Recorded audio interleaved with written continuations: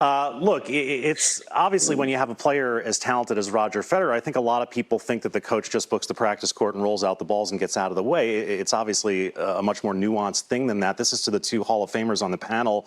Jim, starting with you, what did you look for in a coach as a top player? Honesty. You want someone to tell you the truth, because oftentimes when you are a top player, people don't. They're afraid to. They coddle you. And you want someone who can break it down and tell you when you're not doing it right and point you in the right direction. That's what you're paying them for. You can have all the yes people around you in the world. You need someone who's a no person, and that was something that I looked for.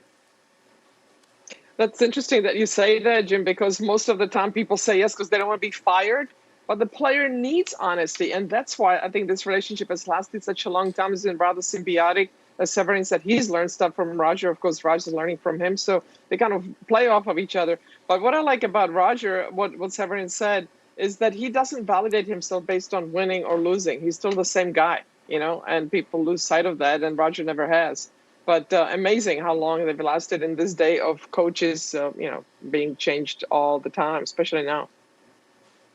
I was talking to a coach recently. I said, boy, this must be a real challenge, a real adjustment for you. And he said, on the one hand, sure. On the other hand, I have my players' undivided attention. They're not darting off to Manhattan for photo shoots, and there aren't sponsor appearances. And I've never thought I would spend this much time with my charge. So to both of your point, Martina and Jim, these are times where the relationship and that truth-telling is really being tested.